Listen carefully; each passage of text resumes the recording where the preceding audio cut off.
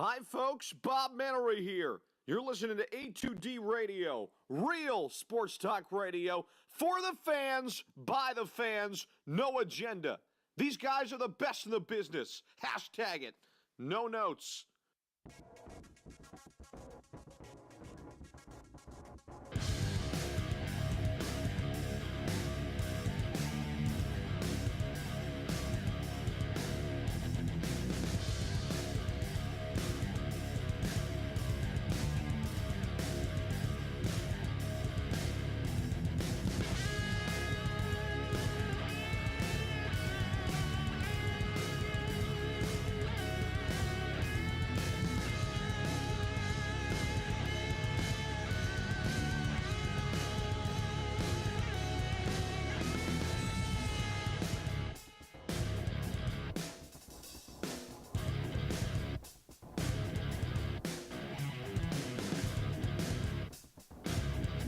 Happy Monday, everyone. Another edition of Sports Hounds here with until 10 o'clock. BMW Atlantic City Studios. Leading off with the Scanzano Sports Poll question night. We want to hear from you. Football is a distant memory. We here in Philadelphia will bask in the gloriness. I'm going to be basking until at least July. Frank's still got the hoodie on. Brad, maybe next year for the Gins. But where's your focus? What do you want us to lead off with? We're going to be leading off with baseball tonight. Hot on the heels of J.D. Martinez signing a monster contract with the Boston Red Sox. But we got college hoops. We got the NBA All-Star Game aftermath, which was highly entertaining and highly controversial. Absolutely perfect for our industry. We got March Madness kicking up and the NHL playoffs. The Flyers are red hot. A lot of things. Trade deadlines next Monday. So we're getting into all that till 10 o'clock. Scanzano Sports Poll Question of the Night. Sports Hounds brought to you every week by Gibson Mayer LLC, certified accountants. Find out more. Tax season's here. GibsonMayer.com. Brad, you're the AL East expert. You're a Yankees fan. Red Sox go out. They splurge. They get J.D. Martinez. Basically, it's a 2-year deal. Well, it's 5 for 110, but it's two. It's a 2-year. It's a 2-year. You can contract. opt out. It's 2 years, $25 million a year for 2 years. For $50 million, he can opt out. I think then it's which is, I mean, he's going to opt out after 2 years.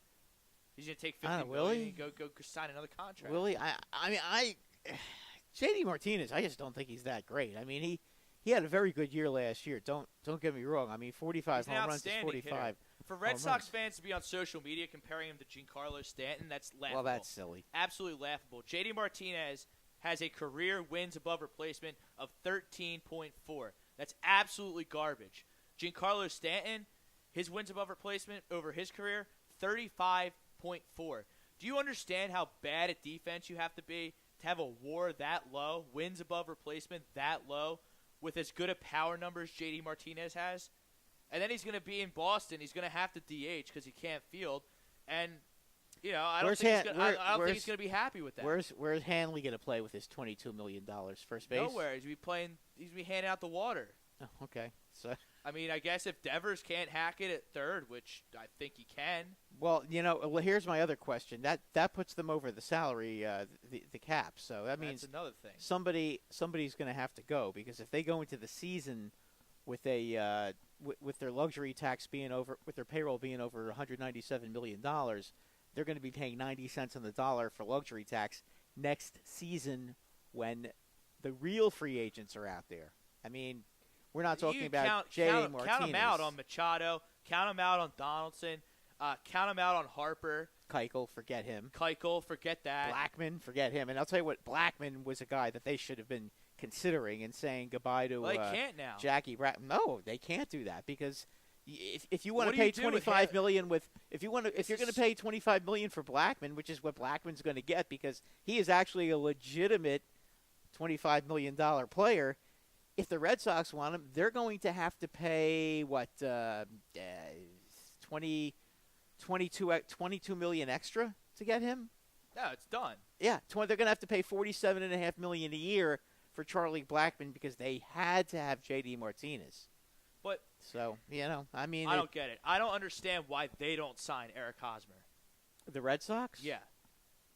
You're being an American League team with Mitch Moreland as your first baseman. Yeah, that's trash. I mean, that. Yeah, he can field the ball. That's all okay. fine and good. Yeah, but you don't. First base is not a defensive position. Not in the American League East. No, not the American League. Not in general. not in any good team. Any good team, your first baseman is out there to mash. I mean, come on now. Edwin Encarnacion is not out there to be a defensive-minded first baseman for the Indians. I'm a huge Eric Hosmer fan. I mean, he goes to the Padres 8 years, 144, got himself paid. But, I mean, I think this is a great statement by the Padres that they're just not going to roll over no. and be pushovers. I'm glad to see that. Because is the NL West the best division in baseball?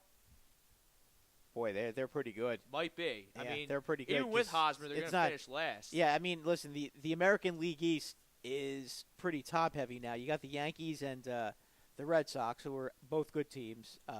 Toronto is going to be there as long as they're best in Toronto. Well, as long as their pitching holds up, they'll be there. But Baltimore has absolutely no. Their pitching is just as bad as the Phillies and Tampa Tampa Bay. Tampa Bay tanking in baseball to a whole new level. Yeah, they gave away Jake Odorizzi to the Twins for the 27th ranked prospect in the Twins organization, not the 27th best prospect on MLBpipeline.com. The 27th best prospect in the Twins organization for Jake Odorizzi. Where the fuck is Matt Klentak on that? I can't. I can't stand Matt Klentak. I don't. I can't stand this Kapler guy either, who thinks he's going to come in out of nowhere, reinvent the wheel, have a million bullpen guys, have no bench players, just have everyone be interchangeable at all these different positions.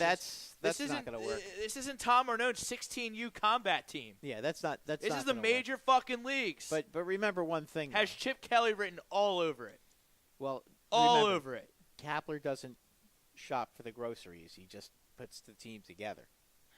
I mean, if they don't have enough. Yeah, but my main point being with the Phillies, the guy who shopped for Kapler stinks. Well, he's Klentak stinks. I don't like what he's done. In over. I don't know what they're doing. I don't know what their plan is. Yeah, Do they really think they're going to win 70 games this year? And guys like Machado and Donaldson and Harper are going to be. Oh, I have. They're going to win 70 games. But, I was looking at RotoChamp today about the projected lineup. It's bad, Brad. It's bad. I mean, let me get it back here. They have no pitching. Oh, I know. That's the problem. That's the problem. And they have no bench players. No. So they're going to have relief pitchers having to take at bats in the late innings unless they severely shake up this roster in the next month before the regular season. Well, they have to do something because it doesn't. What they're doing doesn't make any sense. It just doesn't. I mean, you can't have 9. You can't have 9 relief pitchers. I've read this book. Starters? I've read this book before in Philadelphia. How many starters do they have? 5, 6, 6. They have 6 starters. 6 starters. So you have 15 pitchers on your star. That means you have 10 regular players. What's that mean? You have 2 bench players, and one of them's your backup catcher, and you can't really use them because if you're they have 3 catchers. Makes no sense. They have no idea what they're doing. Yeah, they can't do that. Matt Klentak is in over his head. Andy McPhail is in over his head, and Gabe Kapler is about to be in over his head quickly. I've read this book with these managers. Oh, I'm going to come in.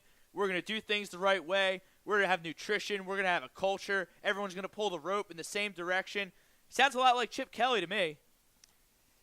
Oh. No, we don't need talent. We'll win with culture. Yeah, no, you have to. This team might not even win 70 games. Gabe Kapler might not even last the full season. I think they'll hit enough to win 70 games. I just think that their pitching though is going to be a problem. I mean, other than Nola, let's look at it. This is according to RotoChamp. We'll see how Kapler stacks the lineup. I'm sure that'll be a real treat to see how he puts together a lineup with all his analytics and science and nutrition and culture. You got Cesar Hernandez leading off. He's good player. Good player, like him. J.P. Crawford, Nick Williams in the 3-hole. Reese Hoskins batting 4th, who is that's not bad. Carlos Santana batting 5th. That's Odubel good. Herrera. Then you got Franco and Alfaro rounding out the 8. That's okay. That's not a bad lineup. That's okay. That's a major league lineup. That's right. And I agree with that. I would like to see Kingery try and take reps at third over Franco. If you're asking me to give them a grade between A and F, I'd say that's probably like a B. B minus That's a maybe. B lineup? B minus That's maybe. not a B lineup. That's a C. B minus. That's an average lineup. Okay. I mean, come on. In the American League, it's a C. I think it might be like a B. No minus one draws walks. Herrera's a wild. I like Herrera. I think he's a good talent, but I mean, he's out to lunch half the time. Nick Williams. I mean, Nick Williams in your 3-hole. He had a good first game. I would personally, if I were the Phillies, I would have Hoskins batting third and Santana batting fourth. But I mean, maybe it's just me. Nick Williams is going to strike. If Nick Williams plays every day in right field or left field, wherever they want to put him, he's going to strike out 200 times. And he's probably going to walk 60, maybe 70 times. Is he going to hit a ton of home runs, though? A ton of home runs. According to RotoChamp, 24 home runs, 88 RBIs out of the 3-hole. No, that's with not a 272 average. Let's put it this way: Rob, if you're going to strike out 200 times, then you better hit 50 home runs like Judge does.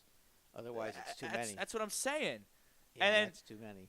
Santana's a player I like. I like that Santana is a good player. Santana's you can't complain about him. He's got a 1-to-1 strikeout to walk ratio, which I love. That's awesome. He's going to get on base above 350, probably above 360. He's going to hit 25, 83. Rob, I'll say this though about Santana. And I mean, RotoChamps has Herrera 6th. I mean, I like him in the 2-hole. Well, I think I agree with you there. But here's the thing that Santana could bring to the Phillies, and I'm going to call this like the Wade Boggs effect, because when the Yankees back in the '90s, when they were building that team that won four championships in 5 years, and they went out and they got all these players, the first guy they got was Paul O'Neill, but the next guy they got was Wade Boggs, and what Wade Boggs brought to the Yankees was a batting eye that he would not swing at everything, that he would work the pitcher, and it although Wade Boggs isn't a leader, right. I mean, Wade Boggs hit 3,000 hits. But I'm just saying, but it caught on. The entire team started looking at pitches and eyeballing the pitcher and working the count. And I think this is something that maybe Santana can bring I to the hope Phillies. Franco and Herrera will be taking notes. John Burke checking in our first Facebook comment of the night. Who do you think wins the World Series? Who do I think wins the World Series? There's a lot of good teams. They're all in the American League. I don't like picking a repeat. I still think it's the Yankees this year. But oh, shocker! Yeah, well, a lot of things can happen though, and if they start getting injuries to their pitching staff, you got to wonder what's going to happen. The Angels are going to be a good team. Absolutely. Houston, don't throw out Houston. Houston's going to be a good team. Boston's Cleveland's still right there. Boston's a good ball club. I mean, I respect them. Watch out for Minnesota. Minnesota's going to be a good team too. the Twinks. They were in the playoffs the only last problem. The only problem. They have Odorizzi now. Yeah. The only problem I have with the Twins is we still don't know what's going to happen with the Sano situation. Right. Because is he going to get suspended? Probably. Yeah. I mean, if it's 40 games like Chapman got, that could hurt the Twins a lot. Oh,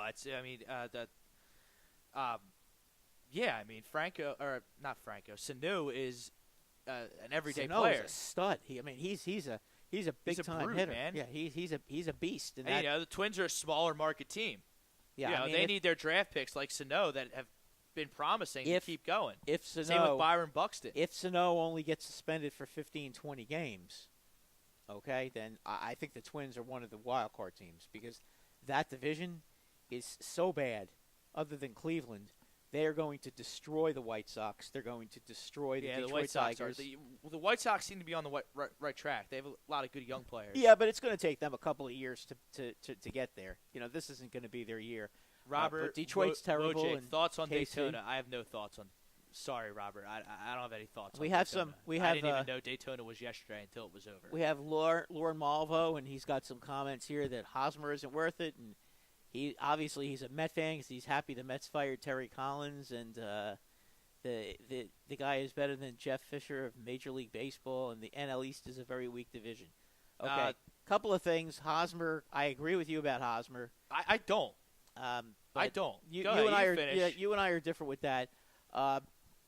But again, for San Diego, it's still a good pickup. Firing Terry Collins, I have a question for Met fans about Terry Collins. What is your problem with Terry Collins? I mean, what was he supposed to do last year? What exactly was it that you wanted? Did you want Terry to go out there and pitch? I mean, you lost. Syndergaard was out. You lost Harvey's four, out. You Matz lost four was out. of your starting Cespedes pitchers. was out. David Wright never played. never even played. Conforto had a great year, and then he got hurt. So basically, and then your ownership went in the middle of August and just got rid of everybody. You were playing with a complete minor league team. What exactly did Terry Collins do wrong? What did he ever at any point last year? Who those clowns hire anyway? Mickey Callaway from the Indians. That's right. Okay. I mean, I listen. Cool. I mean, good, whatever. They got a young guy. They got a young guy in there, but I mean, to blame Terry Collins is just to bring it full circle back to the Phillies. If the Phillies had an intelligent offseason, actually spent some money and got a pitching staff and got another bat in here and made some trades. Whatever. You can upgrade the roster. Yeah. The Mets are going to finish in the second in the NL East by default and be a wild card contender. Atlanta's not very good. Miami's a dumpster terrible. fire, and the Phillies just don't seem interested in competing in a Philadelphia market. No, in Philadelphia, it's a lot of fans, and you know what? It's a disgrace because they'll fill your ballpark. You have a huge TV contract here. I mean, what the heck is going on with that organization? I don't get that at all. I mean, it's pretty disgraceful. I can see why Philly fans would be mad. I mean, listen, do you expect them to have, I'm furious about it. Do you expect them to have $190 million payroll? Well, no, you don't have to have $190 million this payroll. Team, I don't know what the exact figure is. You could at least do 160, 170. Why not? I mean, do they make a run at Arrieta at a discount?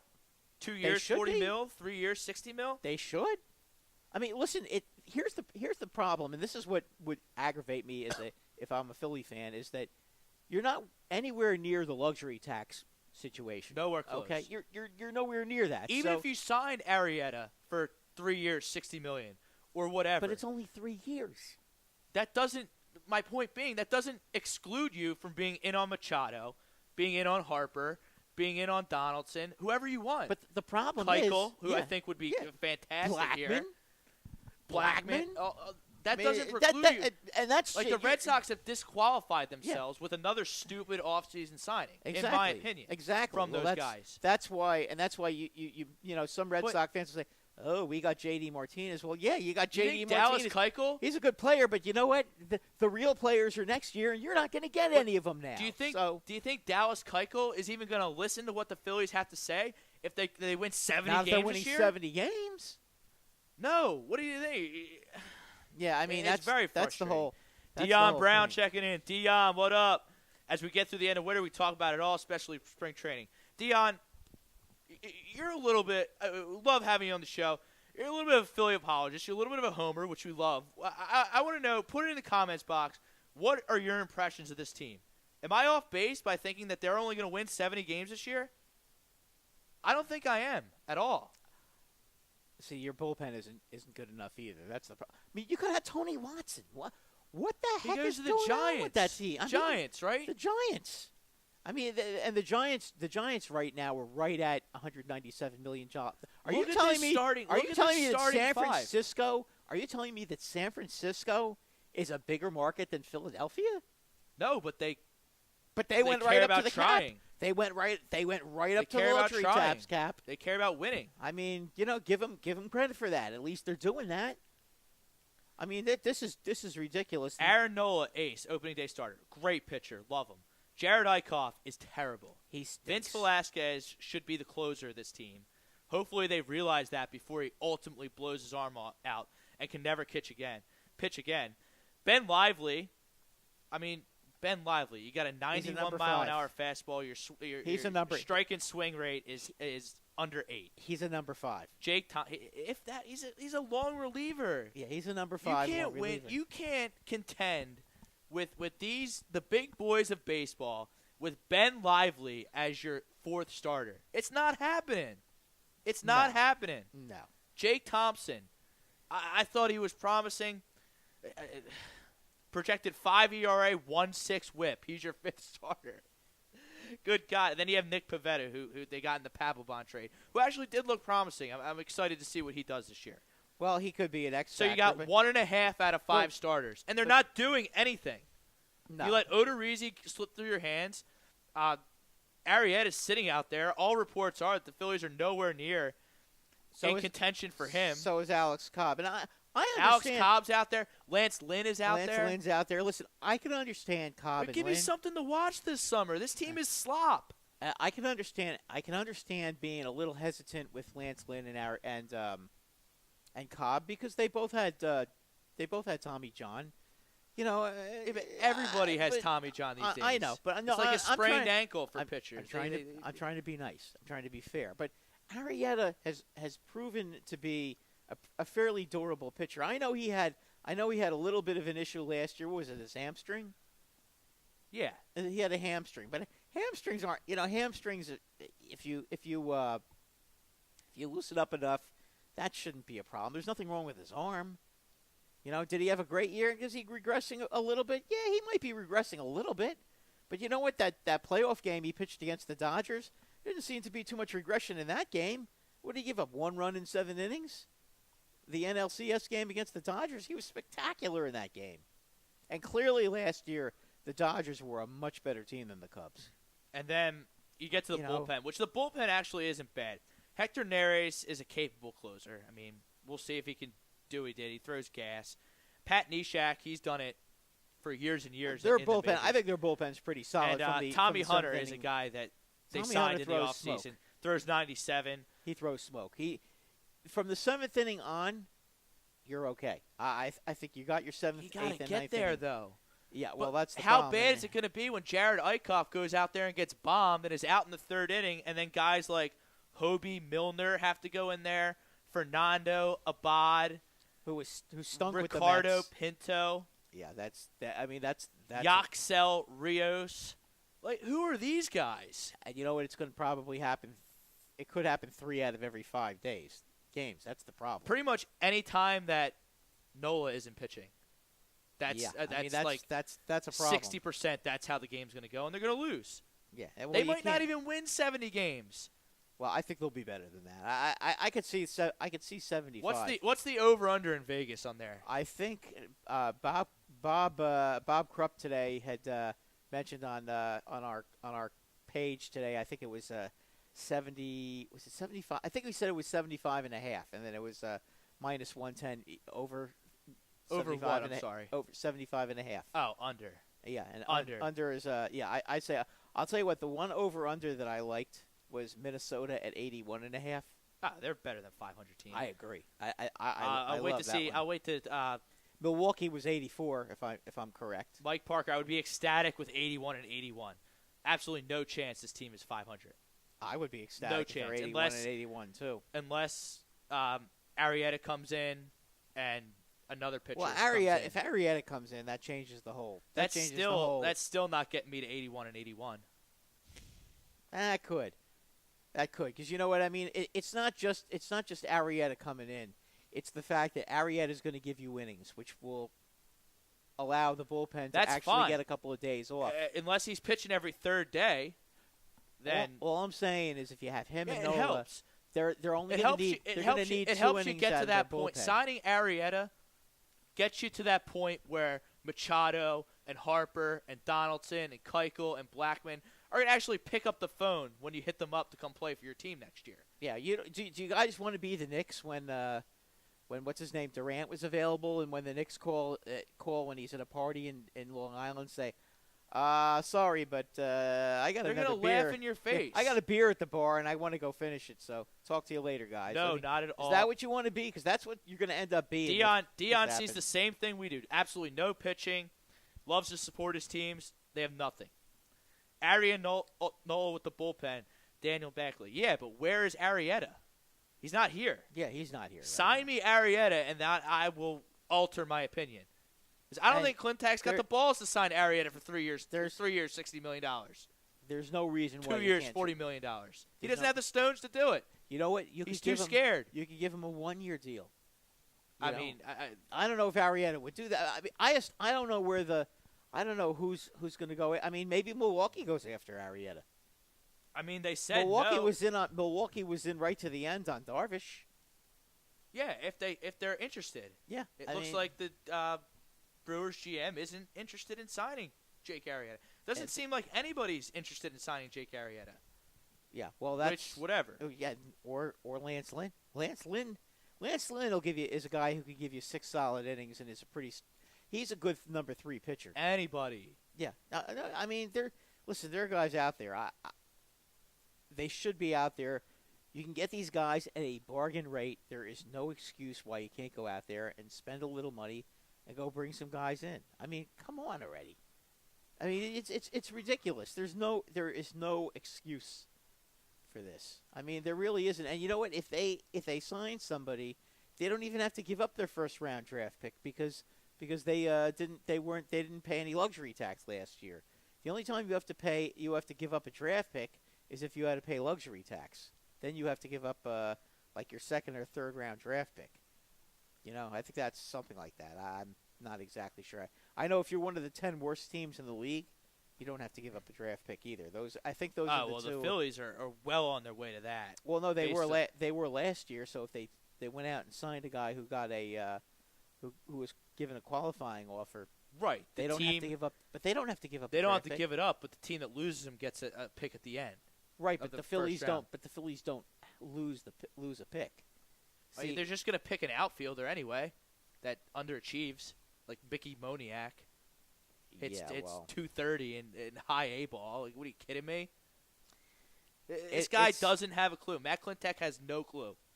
It's not that hard to build a baseball team with the bankroll the Phillies have. It's really not. No, you get boppers at the corners, you get defense up the middle. You get a bullpen, which it looks like he tried to do, and you get a couple starters. Well, I mean, at this point, I mean, the money Mike money Parker, is there. spend that Comcast money. Thank you. Mike That Parker, money- I assume he's talking about Arrieta, 1 year, $25 million.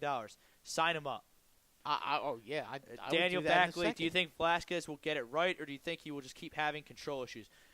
Vince Velasquez, I've been saying it for a year and a half. He's a closer.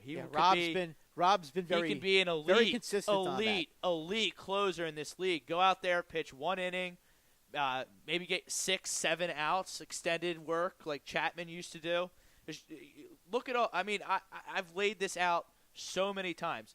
Mariano Rivera was brought up as a starter. Dennis Eckersley was brought up as a starter. Aroldis Chapman was brought up as a starter. The only difference between Mariano and Eckersley is Eckersley was not a failed starter.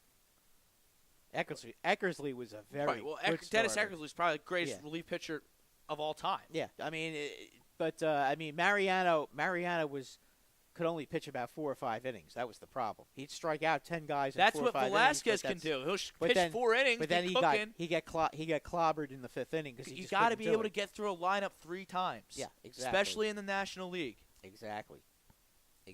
At this point.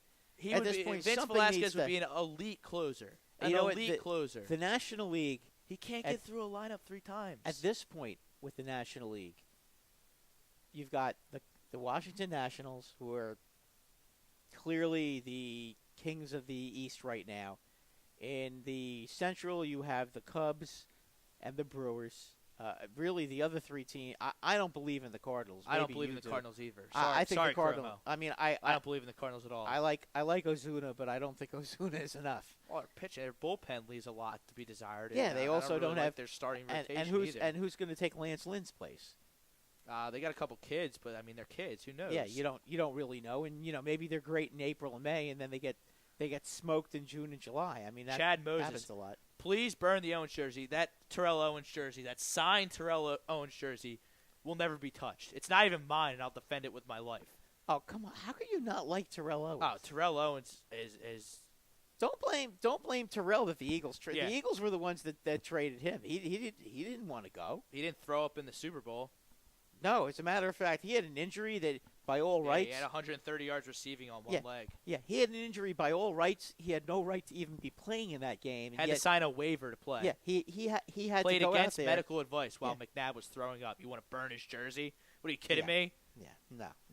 I mean, I defend Terrell Owens too. I mean, he was a great player. Mike Parker brings up another great point. The reason you have to splurge for guys like Alex Cobb and Lance Lynn when you may not want to is because you haven't had a first-round draft pick since the year 2000 that's panned out. No, Aaron Nola looks pretty good, but, I mean, we'll see. This team can't draft. I just talked about Mickey Moniak, Adam Heisey from Virginia last year. I mean, give me a break. They were lucky to get Herrera in the Rule 5 draft. I'd have to look up where Franco came from. Scott Kingery was a second-round pick. You got to hit on these first-round picks every once in a while. Yeah, you do. I mean, listen, baseball you don't necessarily hit on your first-round pick. Sometimes it's a guy that's like the 75th pick I mean, look at Piazza. He wasn't even drafted. Was he like 93rd round pick or something like that? Well, I mean, he was drafted. Something I think absurd. as a favor. He was drafted as a favor because he's Tommy Lasorda's. Was Something. he related to Yeah. Tommy Lasorda? Something. The Dodgers drafted him because they did him a favor because he asked them to draft him. But it was like the 93rd round or some because back in the day they used to draft forever. I mean, Yeah. They would just keep going and going and going, and if the guys didn't make they'd have a million guys at training camp, and then they'd all get cut within a week. So it's a little different now. But Chad Moses still on the TO hate train. You want beef? He destroyed our Super Now. What's Super Now?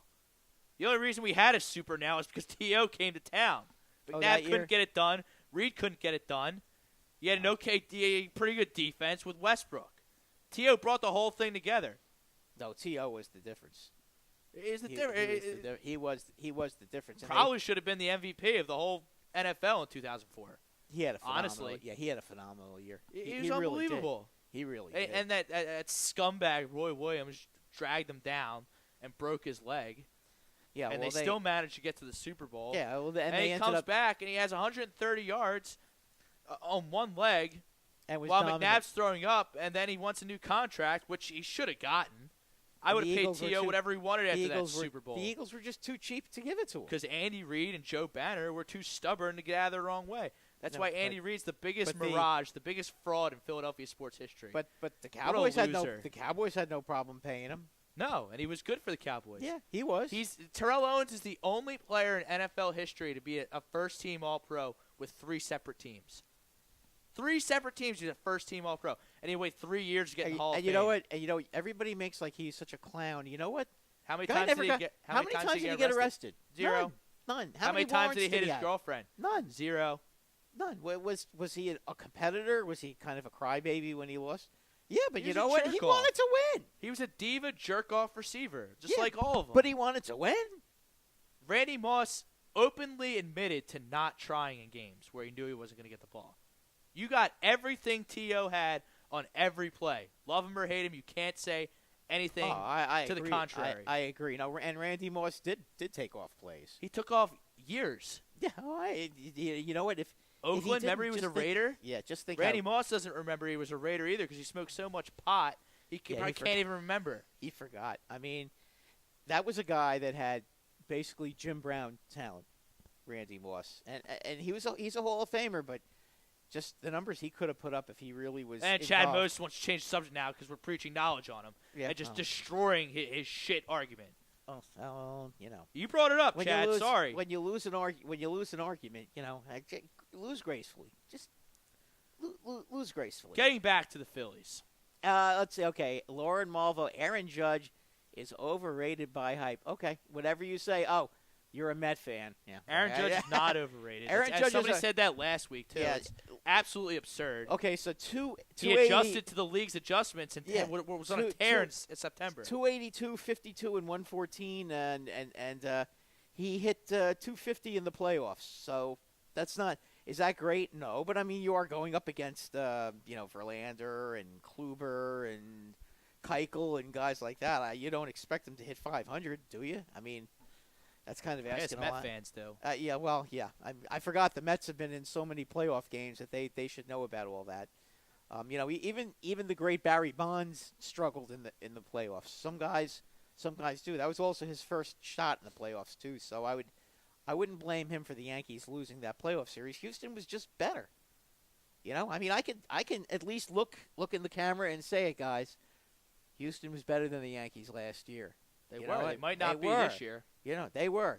This year the Yankees get another shot, and they have Stanton on the team now. So we'll see what happens. Stuff. But don't give me this. Don't give me this crap. Question here somewhere. Hey, Lauren, you're off. He's not the best in base. He's not the best in baseball. Okay, who said he was the best in baseball. I didn't say he's the best in baseball. Nobody. But you're saying Nobody said that. You're saying he's overrated. I didn't say he's the best in baseball. I just think he's definitely a superstar though. You know, you can't take that away from him unless this year he hits 18 home runs and strikes out 250 times. He's not going to do either. But I think Aaron Judge will be over 50 home runs, under 200 strikeouts this year. Oh, boy. Book it. You know, I heard some interesting. I listen obviously to the New York sports radio, and they were talking about over/unders for Mike Francesca. Judge. No, well, we're not talking about him. We're Not talking yet. about. We're talking about the over/under for Stanton and Judge, and you know, people were putting it at 100. People were putting it at 90. I'm thinking more along the lines of like 78 for the over/under for those two. For what? Combined homers? Yeah. I think they both might hit 60. Well, maybe Yankee Stadium. I mean, I don't know. We haven't seen a duo like this maybe since Roger Maris and Mickey Mantle. Canseco and McGuire all juiced up in the 90s maybe. Yeah. They're going to bash the ball. And you have Gary Sanchez what about in the mix Sanchez there. too? Yeah. And you know, Bird will probably hit between 25 and 30. And so you Gregorius probably will you too. You think they might not even hit 80 between them? I don't know. I mean, I'm just saying, you know, he hit 52 last year. I don't think anybody has actually hit 50 home runs 2 years in a row, have they? Has that ever been done? Yeah. Sammy Sosa hit 60 every year. I mean, because I thought I read somewhere that nobody's actually hit 52 years in a row, that people have Barry hit Bonds 50. was juiced out of his mind. Yeah, that's He's hitting true. home runs That's over true. the He did fence every did 5 seconds. He did it. I mean, I Either suppose, get intentionally walked or hit a home run. well, you can't really intentionally walk Judge or you can't walk all three of them. I mean, you're going to have to face one of them. You know, and then you've got Gregorius to deal with and Bird to deal with. It's going to be interesting to see what their lineup is. Well, Bird is a question mark. Well, I think if he stays healthy, he can certainly hit 25 to 30 home runs. I don't think that's going to be a problem. I mean, Rob, the guy's a left-handed power hitter, and in Yankee Stadium, and I have to be honest with you, it doesn't take a real manly man to hit a home run to right field in Yankee Stadium. It doesn't take a manly man to hit a home run really anywhere in that stadium. Well, you got to hit one pretty hard to get it out in left center. Stanton will be fine. Oh, Stanton, it doesn't matter because he hits moonshots, and then Judge is the same way. Same with Sanchez. I mean, you're not talking a guy like Brett Gardner though. If he was right-handed, he would not hit 20 home runs in Yankee You're Stadium. probably right. Not even close. Not even close. I mean, same with Didi Gregorius. And I love Didi Gregorius, but Yankee Stadium is built for him. And I think the same thing with Greg Bird. I think Greg Bird in Yankee Stadium, if he stays healthy, if he plays 140 games this year, I could definitely see him hitting between 25 and 30 home runs without a problem. I mean, he's a dead pull hitter and he has power, and there's no reason why he can't do that. I mean, he hit 7 or 8 last year in 3 weeks. You know, I mean, he and when he was up a couple of years ago, he hit 10 in 150 at bats. I mean, well, hey, guy's gonna hit some home runs. Based on this Phillies roster, how it's shaping up, I don't even be watching other teams play because I ran my head through the wall watching this team. You guys are gonna hit. They're gonna stink. They're gonna stink. I'm not optimistic at all. I don't like Matt Klentak. I don't like Gabe Kapler. I don't. I have no good feelings about this upcoming baseball season. I think it's going to be a long summer. Well, yeah, I can't listen. As a New York sports fan, I've had to deal with the Giants, and now the Knicks, and now all of a sudden the Rangers. Yeah, well, you're going to have a good summer. You got the It'll Yankees. It'll be fun in the summer, yeah. But that's boy, fine. Big Greg checking in. I hate Didi be because he's a Yankee, but damn, he's good, so smooth. What was that trade you got? What, Didi? Yeah. We traded Shane Green to the Detroit Tigers. And the Diamondbacks got Robbie Ray. And the Yankees got Gregorius. And the Tigers got Shane Green. Great yeah, one. that's like when everybody's invited to the party and 2 people get the Dom Perignon. Yeah. And the other one gets drinking Bankers Club. Yeah, exactly. I Vladimir. mean, somebody forgot to give the poor guy, the third guy, the drink because boy, That they one missed out there. Yeah, I mean, two superb players. And Robbie Ray might be the best player in that deal. Mike heck of a Parker pitcher. talking up the Astros, been on him since Correa was a rookie. I mean, Altuve's a stud. It's George Springer. Keuchel's gonna have a monster year and a walk year. Not the biggest fan of Garrett Cole, but he's gonna be the third starter. He'll be okay. I mean, for a third starter, he'll be good. And they still have Verlander. Well, they have Verlander and Keuchel. Those are the two. Now, do I think Charlie? What was his last name? Charlie Morton. Charlie Morton. Well, they have Lance McCullers too. And Lance McCullers, are they going to have years like they did in the playoffs last year? I don't know. McCullers was pretty good last year until he got hurt. Charlie Morton has never been good ever until the playoffs last year. Actually, that one game, arms all over the den. They got to figure out their bullpen. Yeah, Ken Giles was they're starting god awful. Yeah, their starting pitching is very good, Houston, and they can really hit. I mean, they can really hit. I mean, they got Springer. They got Bregman. Bregman's the breakout. He is a breakout. League. Yeah, he's the breakout American League player. All you fantasy baseball nerds out there, go and draft Alex Bregman. Don't even worry about it. Throw him in at third base. Yeah, I like him. I think people were a year early on him last year. I think he was too young and expectations were too high. I think he's going to settle in real nice this year. Yeah, Lauren Malvo says Charlie Morton's injury prone. I agree with that. He's never been able to really be healthy, but he was last year. So I mean, you got to give him that. And MCAM says he thinks Stanton hits under 50 home runs, and thinks Bird will hit 20 if he's healthy. Yeah, I mean, listen, you can never say that a guy is going to hit 50. 50 home runs is a lot of home runs. You can't pencil somebody for 50, but I definitely think 40 is. Judge is a lefty, right? No, Judge is right-handed. Righty. Yeah, Judge and Stanton are all both three of those guys righties? They're all righties. Okay. Gregorius and Bird are both lefties. That's why Gardner's Gregorius lefty. hits fourth. Yes. Okay. Yes, especially because in Yankee Stadium, he's a dead pull hitter, so that's why he hits a lot of home runs, and that's why everybody seems to think Mike Moustakas would be such a good signing for them, because Mike Moustakas last year is a left-handed pull hitter, hit 38 home runs for the Royals. So, and he's a third baseman. Mike Moustakas, no one seems to be interested in him either. Him and Arrieta. Yeah, Moustakas is real. Nobody is even going. Kansas City, I heard. I thought he was going to be. I move on. thought he was destined for the Mets, but they went with Todd Frazier instead, which I think is foolish. But but Frazier can play first base. That's why they picked him up, because they're worried about first base because they don't like my man Dominic Smith. Well, no, Dominic Smith is not going to be the first baseman. Jay Bruce is going to be the first baseman. And I think who's going to be their first baseman? Jay Bruce is going to be playing first base for them. So I didn't read that anywhere, but cool. Jay Bruce is going to be the first baseman, and I believe Lagares is going to be playing center. Conforto is going to be in right, and Cespedes is going to be in left. Okay, but Conforto is not there till May. Right. So early in the season, Bruce is going to be playing right, and I guess Adrian Gonzalez or Dominic Smith is going to be playing first. Adrian Gonzalez, give me a break. Yeah, that's not good. Is it 2005? But it's 2018. But now you see that Todd Frazier can also move over to first base too, and play there because he can play first base. Who's their second baseman? Still Neil Walker? The Mets? No, Neil Walker's a free agent, which is another interesting situation there. Him and Brandon Phillips as well. They're both free agents, so you got to wonder about them. Dominic Smith. He wants to know where's Dominic Smith going to be.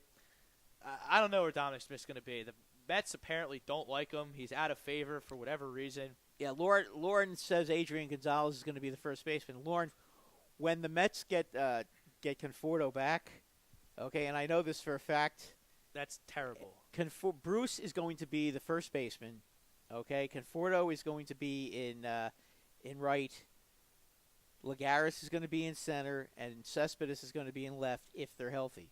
That is going to be their lineup. They're not going to have Bruce in right field if those three guys are out there. They're just not, because they're defensively Bruce is a liability. So and Gonzalez will probably be out there in April, I would imagine. Maybe he gets off to a good start. Yeah, but he's not. He's not good anymore. He was good in 2005. He was a heck of a player. Yeah, in his day. he's way past He could his field. prime. He could hit for average. He could hit for power. He was Yeah, on he's some not. pretty decent Padres teams. Yeah, he was pretty good with the Contended Dodgers for too. MVPs. He was good with the He- Dodgers. he's not- He hated Boston. He can't. Yeah, everyone. Hates Everybody hates Boston. every high profile. Cespedes hated Boston too. Yeah. Carl So- Crawford, he really hated Boston. Yeah, I can't wait to see J.D. Martinez. Where is Carl Crawford? Right Carl now? Crawford Remember how finally. good he was? He was really good until he went to Boston. What a shame. Yeah, he forgot how to play. Oh, you know. Yeah, I mean, Daniel, to answer your question, the Mets don't really seem to be interested in Dominic Smith. I don't understand why. I love his skill set. He's not your traditional first baseman where he's going to hit you 50 home runs. Yeah, I think they were expecting him to do that though. That's the No, problem. he's going to hit for a higher average. He's going to get on base and he's going to field the position. Yeah, I think he only hit like 160 last year, so they're very down on him. That's why they brought in Bruce, and that's why they brought in Adrian Gonzalez, and that's why they brought in Todd Frazier, because they're figuring if he has to move to first, if Todd Frazier plays first base, you know, if they start getting injuries again. Why can't they sign Moustakas to play third and put Frazier at first? That's what you do if you want to win. Well, the Mets are notoriously a cheapskate team too. You know that, right? Not as cheap as the Phillies apparently. Well, no, that's true. The cheap man's checking in. Yeah, calling you El Stinko. El Sto. It's on Facebook. Is Mr. White in there? Mr. White, yes. Yes, I figured that. Buddy. Yeah. El Stinko, yes. Surprised he's Thanks, buddy. Surprised he's not fishing in Wildwood. Well, no, he's not fishing. It's a little cold to be doing that. Yeah, but that guy's a nut. He's always out there. And he catches big. He does catch big fish. He catches big-ass fish. And let me tell you something. When it comes to fishing, I've never seen anybody who is as knowledgeable about fishing as him. I never realized how much skill set you need to have as a fisherman. I mean, this guy tells me where to cast the damn rod. I'm great. I'm send it over there, and then he's like, no, move it over a little bit over there. As I do that, all of a sudden there's a bluefish on my line. I'm like, oh, okay. I'm awesome at fishing, man. Always catch a buzz. Always catch a buzz. Every time I go, it's unbelievable. Never fails. Well, let me tell you something. Between him and his dad, those two were unbelievable. I mean, you know, I've never seen anything like it. I mean, he knows where. There is definitely a skill when it comes to fishing. There is definitely a skill set, because I always thought, you know, you just throw in your rod and then you just, you know, you pull the stupid thing in, and you know, and I love fishing, by the way, but you know, after going to the Buddy White School of Fishing, I've increased my skill set pretty well. So anyway, Brown, changing subjects. Yes. What are your guys' thoughts on every Sixer represented this weekend in the All-Star festivities? Embiid stood out like I thought he would. Yeah, Joel Embiid cemented his place in the NBA as a top 10 player. He absolutely. I think he's better than top 10 right now. He might be, but I think he's top 5 now. I mean, top 5. I mean, come on. Yeah. If you look at the whole package, as a center, who's a well maybe the Greek Freak. Okay, I'll take the Greek Freak. All right, but then he's second. I mean, he's legitimately the second best center in the league. Then. Oh, you're just talking about center? I was talking about overall players. He's the best center in the league. I mean, Drummond's pretty good. Not as good as Embiid. No. Embiid has the whole game. He can shoot from the outside and the inside, and he's a terror defensively. In the show of shows, which, for argument's sake, we'll say the best 24 players were on the court last night. They weren't. There were injuries. There were snubs. We all know that. Ben Simmons being one of them. 8 of 13 from the floor, 19 points, a couple blocks, a couple rebounds. Oh, he's played a something like 25 minutes, I think. He's a tremendous player. I mean, if the 76ers can get one more big star to go with Simmons and Embiid. You mean like LeBron?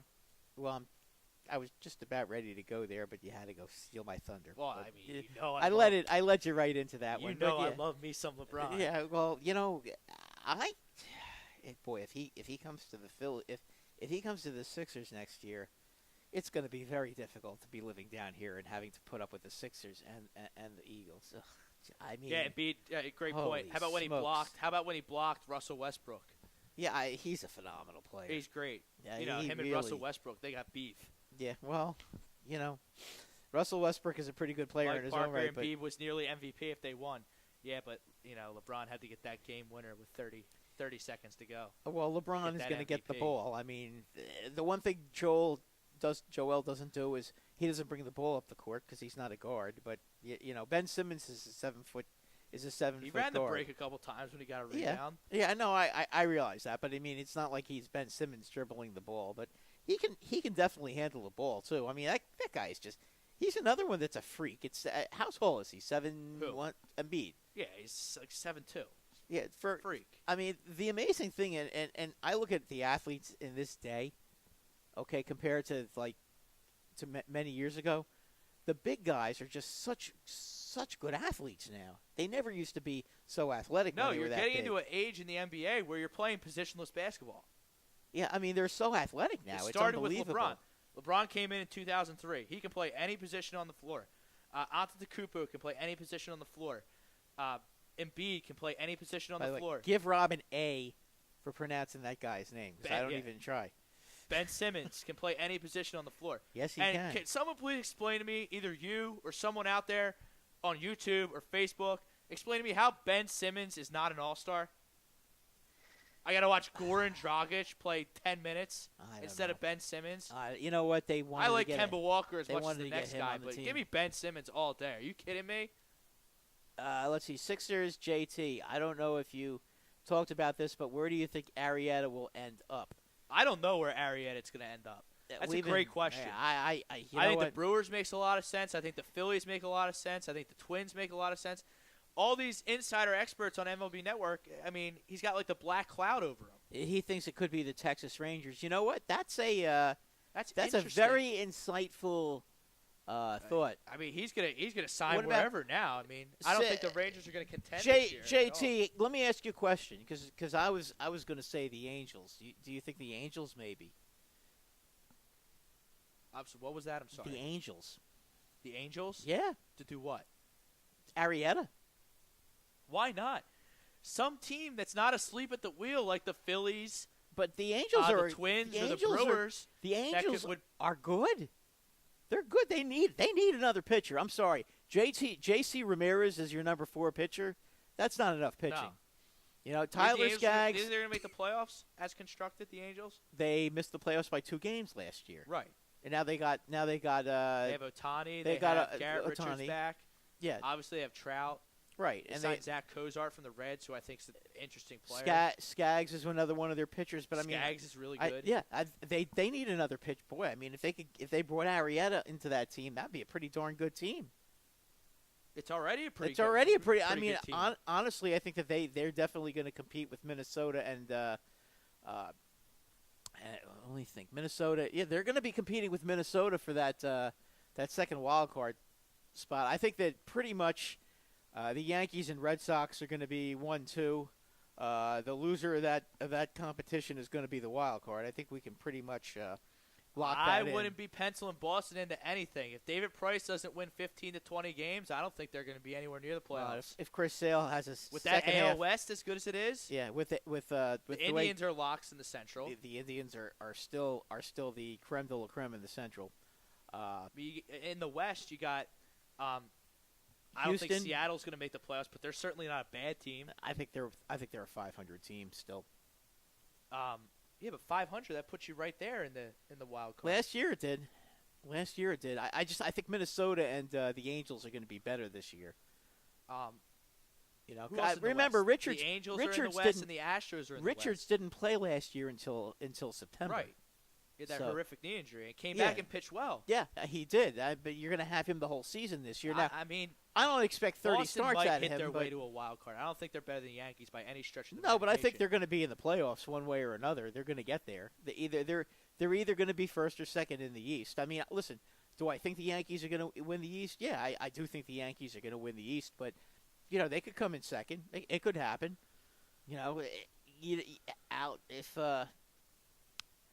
If they have injuries, and JT does sort of agree with me about the Angels being a playoff team if they got Arietta. I mean, I just think the Angels make more sense, and they're also a team that doesn't seem to have any problem throwing the money around either. No, because they have to win now. Because if they don't show that they are serious about winning, Trout's going to leave as a free agent in 2021. Well, I think he's going to. I think basically in 2021 he's going to be a Philly. I think you can pretty much. Not if they win 70 games from here until then. That's what they don't understand. They better start. It's so frustrating. Yeah, I mean, listen, if the Phillies have an iota of a shot of being a good team in 2021, I don't think there's any question where Mr. We've already Trout's established gonna go. this. They're scared to spend money.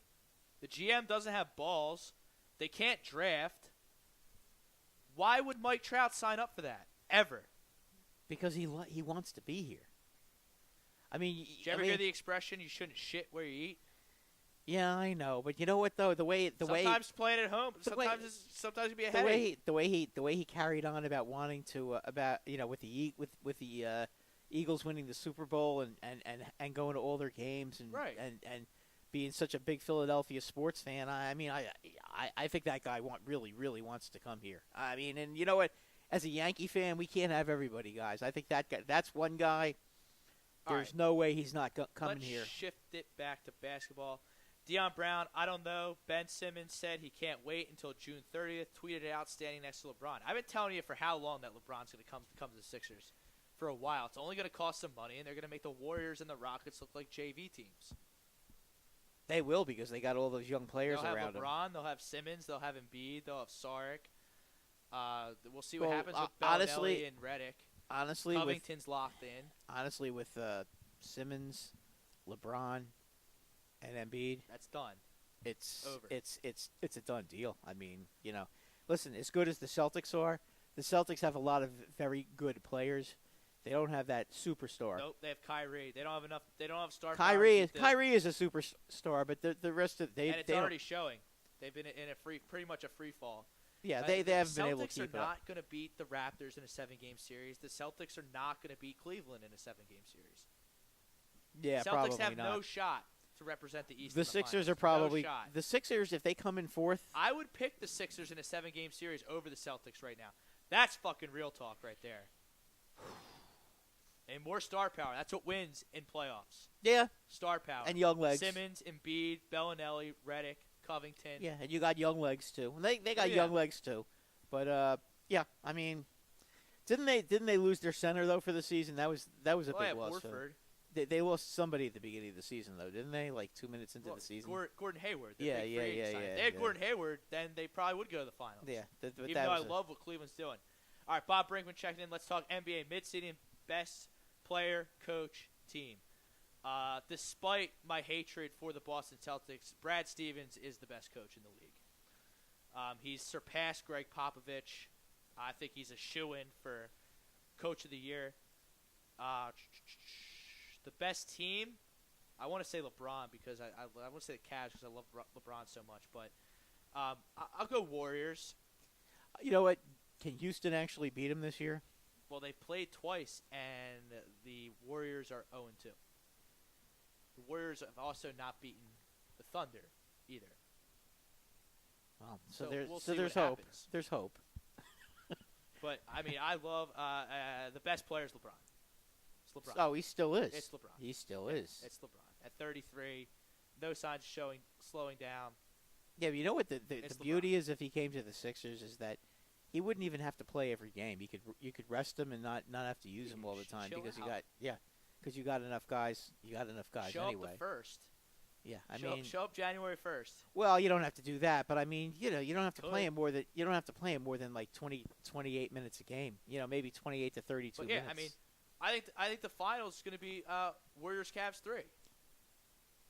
Yeah, probably. I love what that the Cavs did. The Cavs did a real good Kobe job Atman with all did those. At the trade yeah, deadline. that was. You're gonna he give me did. guards Jordan Clarkson and George Hill instead of Derrick Rose and Dwayne Wade. Yeah, you just give me Larry Nance Jr. to play for Love. Yeah, I mean that was a good job by them. Unbelievable. Got to take a break. Sports Hounds will be back right after this. Get in some March Madness. Still talking spring training. Phillies, NBA, all on the docket here till 10. We'll be back right after this.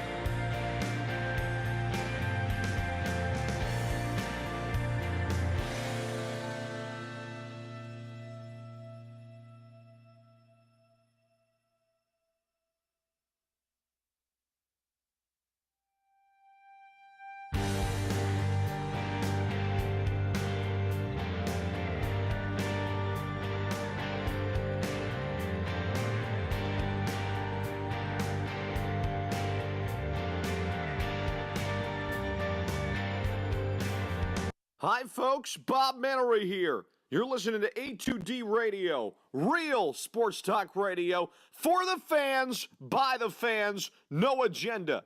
These guys are the best in the business. Hashtag it. No notes.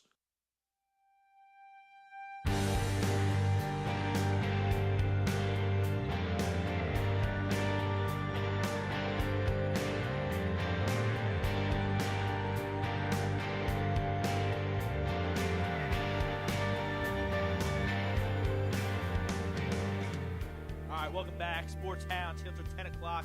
A2D Radio. Rob Brinkman, Brad Ryer, Frank the Tank Vesby producing the show. Great job as usual. Scanzano Sports poll question. Where is your focus? College hoops, NHL hockey, which we haven't gotten into yet. Flyers are on fire. Got spring training, NFL Combine, starting to get some looks on Facebook here. Let's clean up some of the comments from during the break. Brad Stevens, best coach, lost his best free agent opening day. Still has his team playing well. Couldn't agree more. Great coach. Shoo-in for Coach of the Year. Not going to the finals. That's from Bob Brakeman, Bucks County. Bob Brakeman, Bucks County. LeBron, best in league. Unbelievable in-game dunks last night. LeBron is LeBron. How about that starting five LeBron trotted out in his all-star draft? Yeah, it's like a dream team. He had Kyrie Irving, his former protege, I guess you will. Durant, Westbrook, LeBron himself, and Anthony Davis. That's quite a squad. That's like a dream team. Now, Stephen Curry, his squad was a bunch of no slouches either, but, I mean, give me that starting five over there. Team LeBron all day.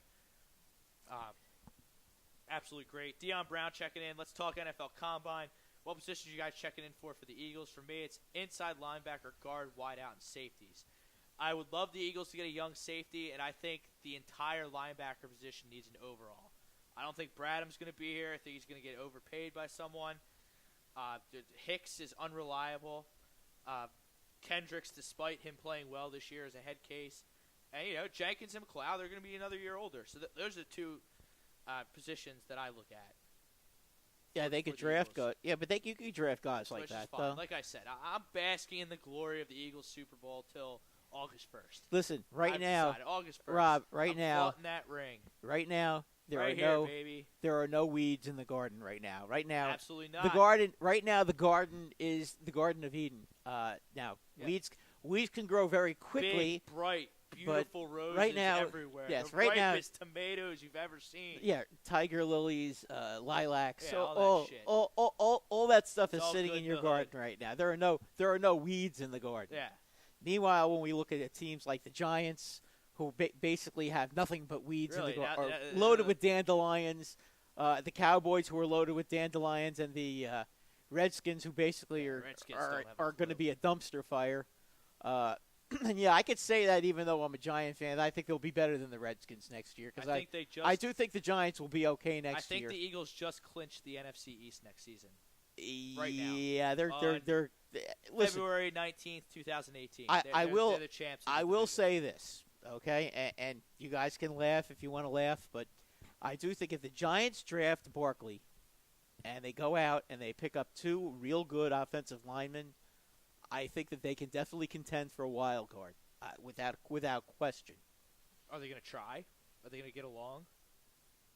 I don't know if they're going to get along. That's Is something. Pat Shurmur the next Doug Peterson? I don't know if Pat Shurmur is going to be the next Doug Peterson. I mean, take it easy now. I mean, I'd like to see him at least last a year and not fight with everybody, and have an offense that's not antiquated, and not be a backstabbing weasel like McAdoo was. I do think Gettleman seems to know what he's doing, though. Let's put it this way. I think he's a good talent evaluator. You can't argue with the players he got in Carolina. I mean, can he be any worse than Mr. Reese? No. Jerry Reese really screwed up that. He was not a good talent evaluator. I mean, one thing Gettleman does do, he's a good talent evaluator. Now, his tact when it comes to negotiating with players that are on your team, that leaves a little bit to be desired. No, he's ruthless. He let Josh Norman walk away. Exactly. No, he will do what he thinks is best for the organization, and he doesn't give a crap what the fans think. So that might wear out Giant fans quickly. But you know what, though? I look at it this way. Right now, they're $22 million under the cap, right? they cut Brandon Marshall.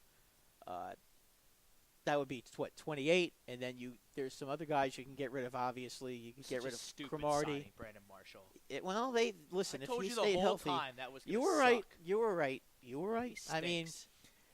but you've got if you. He's a T.O. No, Brandon Marshall is. He's a Terrell Owens wannabe.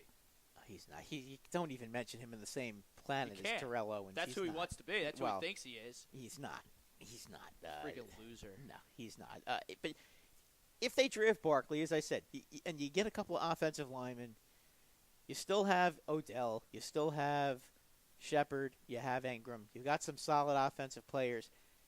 If that team puts some points on the board and doesn't make their defense be on the field the whole game, I think they can have a pretty good team, and I think they'll have a shot at least competing for a playoff spot. They're not going to be the Eagles. It's going to take the Giants a couple of years to get to that point again. So I think you're going to have to face that. We got all winter, spring to talk about the NFL offseason. We'll get to all that the Eagles clearly right now they're going to own that division for the next couple of years. Speaking of Philadelphia versus New York, Flyers went up to Madison Square Garden yesterday. Brad put up 7 on the Rangers yesterday. Flyers are on fire. Shane Couturier is on fire. Claude Giroux is on fire. Claude Giroux is back. He's playing well. He's got 20 back. goals. He's back. 200 for his career. No, he is back. I thought he was washed. Last year I'm eating a lot of crow on this Flyers team. Well, I'll tell you what. Last year, if you remember, we when we spoke to Jim Jackson, he said to us that he thought Claude Giroux just couldn't go on his routine, and because of his hip injury and his hip surgery, and he just wasn't the same player, and that he needed to go have a full summer to train again and have a good training camp. And if he did that, he could come in, and the Flyers could have a very competitive team this year. You know what? He was right. To me, I know Couturier. He's had this breakout year, and he's been very good. Goals. Yeah, he's been very, very good. But I do think that the key, the cog that turns that machine right now, is Claude Giroux. I mean, in my opinion, he has made Voracek a better player, and he absolutely has made Couturier a better player. Because Claude Giroux, before he got hurt, he was Mr. Everything for the Flyers. I mean, that one goal that he scored on Lundqvist, what a snipe that was. The one on the off wing from the face-off circle. Now, I think Lundqvist should have had it. He didn't do a very good job cutting down the angle. But let's be honest, that was a snipe. That was like Mike Bossy-like for you guys who used to watch the NHL in the 80s. Mike Bossy was one of the premier scorers in the history of the NHL.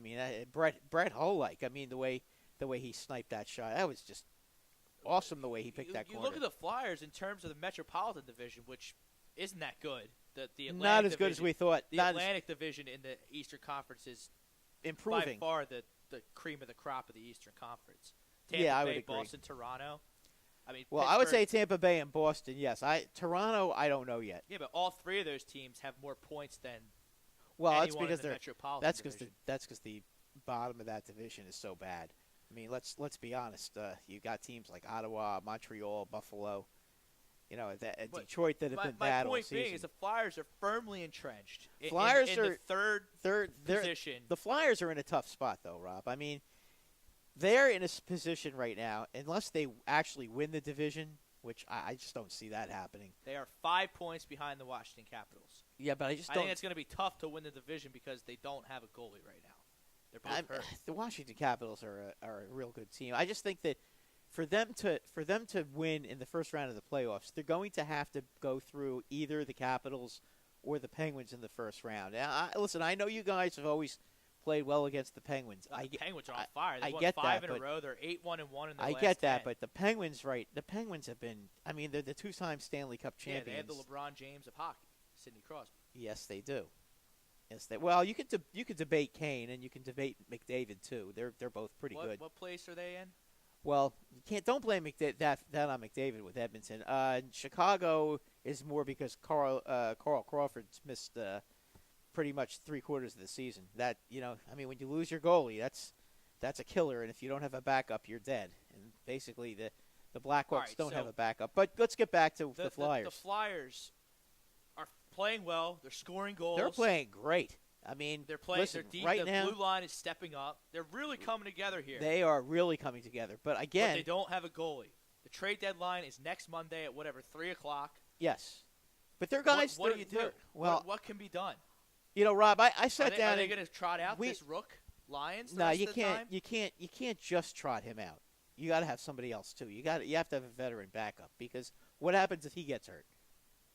I don't know. Well, yeah, that's the whole point. I mean, Lyon looked pretty good yesterday against the Rangers, and I give him credit for that because he made some spectacular saves. I mean, but I do have to tell you something. If the Flyers expect to get into third place and stay in third place, they're going to have to play better defensively than they did yesterday. I mean, they were not good defensively regardless yesterday. But in any event, for them to beat a team like Pittsburgh or to beat a team like Washington, they're going to have to get themselves a goalie. Now, I watched Anderson his last 2 games. Craig Anderson from Ottawa. We talked about him last week. He has not been good. But don't they have to get somebody? Yeah. Well, what about Mrazek or Jimmy Howard from Detroit? Okay. Jimmy Howard. See, I think Jimmy Howard. Put skill aside. They need a body to sit there to back Jimmy this kid Howard up or to start sometimes. Jimmy Howard would be a guy who I think would be a good fit. I think Mrazek would be a good fit. I mean, there are guys. There are guys. What are they gonna have to give up to get these guys? Maybe a third or a fourth round pick. So no players. Nah. They'll get a draft pick. I mean, these are guys that are clearly on the last year's. I'll tell you another guy who they could get, who I think is a very good goalie, is Antti Raanta. He used to play for the Rangers last Henrik's year. Backup, yeah. Yeah, he was last year when Henrik got hurt. Coyotes got paid. Yeah, he didn't get paid. He got traded to the Coyotes. He was part of the Stepan deal. Antti Raanta's a solid goalie. You put him on a good defensive team, he's good. I mean, he played very well for the Rangers last year when Lundqvist got hurt. He's a guy that could definitely carry you. He stays healthy. I think he's just as good as Elliott. I think he's better than Elliott, to be honest with you. And one thing I did say about Elliott when the Flyers first signed him is that he's never been able to play more than 40 games. He's always hurt. They're both hurt at the same time. Both of them have always been hurt, and that's. Yeah, I do think they'll make a move, but I would look to somebody that you guys may not be expecting them to get. I don't like Anderson. I don't like the way he's playing. I think you guys if you want to beat the Capitals and the Penguins, you got to shoot a little higher than that. I would go with Mrazek or Howard, one of those two goalies on Detroit. I mean, they're both pretty good. You could also talk to Buffalo about Leonard. He's not bad either. He could definitely be a possibility. And I'm totally fine playing the kid. No, I'd be okay with playing the kid too. But you still have to have a backup because you don't want to play the kid every day. Correct. And starting a rookie goalie in the playoffs is always a bit of a gamble. The only rookie I could ever think of that really in his rookie year was spectacular in the playoffs was going back Marty Brodeur. I mean, his rookie year he was fantastic, but he was the best goalie ever. And Patrick Roy was sensational as a rookie goalie as well. And then if you go back even further, Ken Dryden as a rookie was fantastic as well. You're talking about like the three of the top 5 goalies of all time, right? But I've seen rookie go. The point is, there have been rookie goalies who have gone in there and played great. Mike Palmateer, who's not that well known, but if you're a Maple Leaf fan, you might remember him back in the '80s. He had a couple of years where he came into the playoffs and he was fantastic, and he did a big fade out. But as a rookie, I think he got them past the Islanders the year before the Islanders started their dynasty. So I mean, it can happen if guys haven't seen a goalie and they don't really know his weaknesses, and he can come up and he can play. It takes a while to develop a book on a goalie. So it's possible, but you don't want to not have a backup goalie, and you want an experienced one, and preferably one that's seen the playoffs. So, are the Flyers going to win a playoff series? As presently constituted, unless they win the division, no. they have to win the division because I So mean they're going to be the way a playoffs honestly, work, just so I understand correctly. they have to play the number 2. If they come in finish third, like they would now, they're going to play the second team in the Metropolitan Division. correct. Whereas if they won the Metropolitan Division, Then they could would get play, to play. they would play one of the wild card teams. Yeah, then they would which play New Jersey and Carolina don't. New I think Jersey the and Flyers could Carolina. beat either of those They teams. could definitely beat either one of those teams. That's not to say that they will. New Jersey's pretty good. I don't know about Carolina. I still don't believe Schneider's in been that. hurt. Their goalies, they've had their problems at goalie too. Schneider's been hurt. Yeah, but he's back. He's going to be back soon, and they've been looking pretty good. And Taylor But, Hall is I back. mean, The Islanders are pretty. The Islanders can score, but can't play they can't play. defense. They're just terrible. I mean, I was watching Columbus them. is just as injured as the Rangers. Yeah, Columbus's whole And the front line Rangers, is we hurt. saw. I mean, Well, when you listen, I don't want to make shouldn't be letting up excuses. 7 goals in a game. I don't want to make don't care excuses how for injured you Lundqvist, are. but 7 goals is too many. And I honestly, I really thought that he should. There were 3 goals there that he really should have had. The first one, come on, that puck was that shot was maybe 10 miles an hour. I mean, that was a slow shot. I understand it went through a few players and it looked like it was going to get deflected. But if he has a stick on the ice, he stops that one. And the Giroux goal, he didn't come out and cut down the angle. But I'll be honest with you, the Rangers really played no defense at all in front of their net. I mean, they were just letting the Flyers stand there, getting deflection after deflection. I mean, you gotta lay a little lumber. I mean, they came out, they had some fights, which was great, good old time hockey. That was fun. But the Rangers right now, First period was fantastic. Yeah, I think there was 3 fights and 6 goals. yeah. When you're missing Awesome. your top 4 defensemen, it's almost impossible to put out a competitive team defensively. But your goalie's got to stand up and play better. And Lundqvist has not played well the entire second half of the season. So, I mean, right now the Rangers are 2-8 in their last 10. They're not going anywhere. They're a last place team. They're going to be trading all their players at the trade deadline. I would look for McDonough and Nash. I'm thinking they both end up in Tampa Bay. I could see a big trade with them. Tampa Bay right now is interested in both players, and they are both loaded with prospects. Tampa Bay has the deepest farm system in the NHL, which is crazy when you think about it. But because for the most part, they've been very, very good the last few years. Although they had a hiccup last year because of injuries, but that would be the team I'd be That's your dealing team. with. You picked them the last 2 years to win the cup. I Yeah, believe. well, I picked them last year, and they got banged up. But Stamkos is playing this year, and he is a big difference. What about the West? Who you like in the West? The West. Let me give me a minute here to think about that one. The question is, I mean, can you got the Golden? You got Winnipeg and the Golden Knights neck and neck for the top overall seed. Can the Golden Knights? The Golden Knights could very Nashville, well. Nashville is in that mix as well. You know what? I would have to. If you're putting a gun to my head, I'd have to take Nashville. I love Peter Laviolette. I think he should still be the coach of the Flyers. Yeah, if you're putting a gun to my head, I mean, my heart says I would love to see the Golden Knights still get to the Stanley Cup Finals, and certainly, that would be that's a something, team. huh? That's a team with An no pressure. expansion team in the final. Yeah, but how many expansion teams have Fleury as their goalie? Right. Yeah. I told you right Yeah, after no, the- you were right when you said that roster. Everybody laughed at me. That roster is gonna be- and I don't know dick about hockey. No, but that roster. Compared to you, I wouldn't say I don't know anything about hockey, but compared No, to you're you pretty good. and some You're of the pretty people good. that used to call our show at WNJC, I don't know anything about hockey. And I looked at their expansion draft results, and I looked at the Flyers team, and I said, I'll bet anybody right now the Golden Knights will have more points than the Flyers this year. Yeah, but who would have thought that the Golden Knights would have the second most points in the league, and the Flyers would be an extremely Well, clearly good I was team? on to something. Yeah, well, yeah, you were, but we didn't know that the Flyers would be this good either. But the Golden Knights have a lot of talent, and you know what? They have some room in their payroll to go out and make some trades too. I just think that the Nashville Predators were really good last year. Pekka And Rinne, I great think goalie. and Subban is still at the top of his game. I think that they're going to go out and they're going to make a deal and they're going to bring somebody in, whether it's Max Pacioretty or Rick Nash or Shea Weber has been put into the trade rumors. I don't know how the heck you would get him on your team with the salary he's got, but there are a lot of guys out there right now who are on the table. Shea Weber is on the Canadians now, right? Shea Weber's on the Canadians. Here's another one I heard that might be on the table, but you're going to have to give up your firstborn child. Is Leon Draisaitl of the Edmonton Oilers?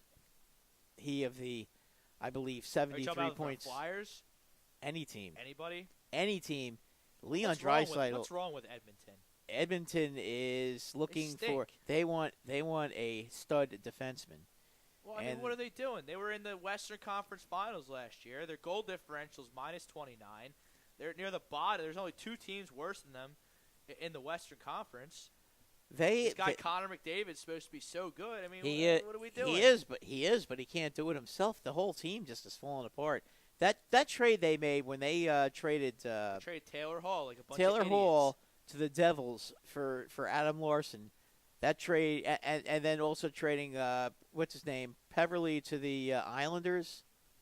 Why did they make so many changes if they went to the Western Conference? Because they wanted to beef up their defense, and they got defensemen who aren't that good, and they traded top-notch forwards, and clearly it hasn't worked at Edmonton. So I don't know if you're going to see McClelland out of there and a new coach or what have you, but there's going to be some major changes in Edmonton. I think the Kings got a run in them. I don't think Calgary's going to be making the playoffs. It's going to be tough. I think the Wild are better. I think the Wild are just better. Wild will make it. They'll make it too. Yeah, the Wild are going to make it. And then, I mean, one of these teams, either the Ducks or the Kings, who both have talent on them, are going to be out. Well, the Ducks, unless the Blues fall off. No, the Blues are not going to fall off. Which I don't see with their goal differential and the Ducks were the Rangers at the first half of the season. Their entire team was hurt. When they started getting guys back, the whole picture seemed to clear up for them. They're going to be.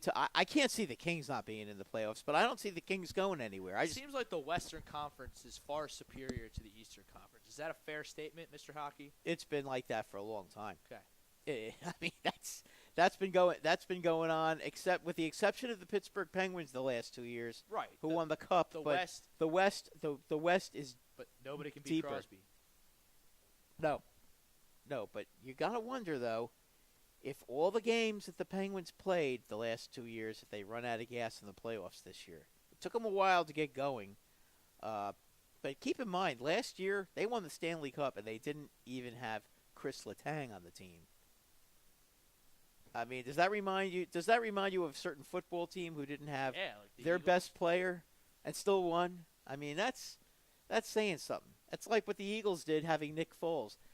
Chris Letang, for you guys who aren't familiar with hockey the way some of us are, Chris Letang is a top defenseman. Not only is he a good player, if you mess with him, he will beat the hell out of you because he is a very good fighter. He's a two-way player. Yeah, and he can score. So that team, if he's going to be on the ice in the playoffs, I know they're not going to have Fleury, so if Murray struggles, they're going to have to deal with that. But that team is going to be a tough out. But you know what? I still like Tampa Bay this year. Tampa Bay, in my opinion, they're so fast, and they've got so many. They're so deep. They got 4 lines that can score. I just don't see how anybody is going to beat them this year in a playoff series. I just don't. I loved them last year, but they got banged up. This year, they're significantly better. Midway through the first half, Kansas over Oklahoma, 25-10. Kansas putting it on Oklahoma. By the way, I remember our friends, the Baylor Bears. I think they might make the NCAA. They are squarely on the bubble right now. Yeah, they're looking good. I hate the Big 12. I think that conference stinks. I think the Big 10 stinks. The Big Ten's not that good. I think Villanova is winning it all. I think they're the best team I've seen. I know they lost to Providence last week. They lost to St. John's. They're not going to go undefeated. I mean, dominated Xavier on Saturday afternoon. Xavier's a good team. Picked them apart. And I think Xavier's going to be a 1 seed in the NCAA tournament. They're a really good team. Nova picked them apart. It wasn't even close, and it was in their building. So that's 2 big 20-point wins they have over Xavier this year. Villanova Nova's is going to be team. Nova's the best coach team. I don't trust. Like I said, I don't trust Michigan State out of the Big Ten. I don't trust the kids at Duke. I don't trust. Obviously, Duke has had some really bad games this year. I mean, they lost to St. John's for crying out loud. If you just look at their talent, they're such a talented team. I know, but they're inconsistent. You gotta one thing. I'm looking at one my thing bracket, we know is consistency wins in the NCAA tournament. and upperclassmen win. Yes, I'm not impressed with Purdue. Not impressed with Virginia. You know, a team I really like out of the SEC. Really like Auburn. Auburn could legitimately win the championship. They can score. They can D up. They did lose one of their guards to a season-ending leg injury, so I'll have to look more into that. What about Cincinnati? They've been playing real good this year. Can they score enough this time?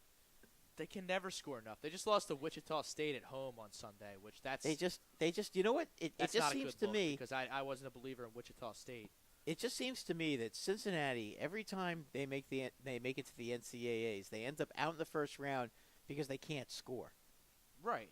That's been gonna be the same this year. Yeah, I mean, I just wonder with them. They can never seem to score. So Villanova is definitely gonna be a team to watch. I don't think there's a doubt in my mind. Virginia can't score enough.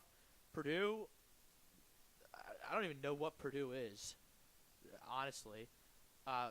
Michigan State is good, but you know, they're the team that has Izzo, right? Yeah. Yeah, I mean, they're always gonna give you a battle. Likes, Texas Tech, they have a really great talent in Keenan Evans. That's a good team. That is a Big 12. So the Big 12 Texas I hate Tech besides is good. Texas Tech. Isn't Texas Tech the quality win for Penn State? Maybe. That was their quality win. I think was Penn State. Penn State squarely on the bubble. Penn State actually has a shot to actually be talked about in another sport other than football. How about that? Tough 3-point loss at Purdue Sunday night, last night. If they won that game, they're in there. Temple had their shot. They were up double digits at Wichita State last Wednesday, and they blew that lead. They lost that game, yeah.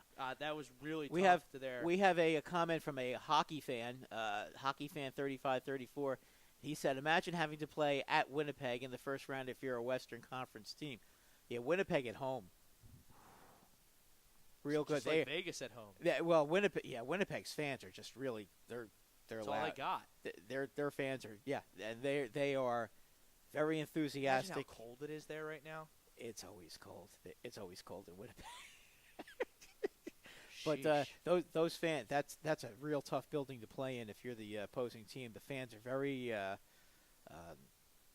tough on the other team. To put it lightly, that's a tough building to play in. They're loud. They're vicious. They're kind of like I'll tell you what though. My favorite NHL fans are the Nashville fans. Every time they score, they always yell, "Hey, you suck!"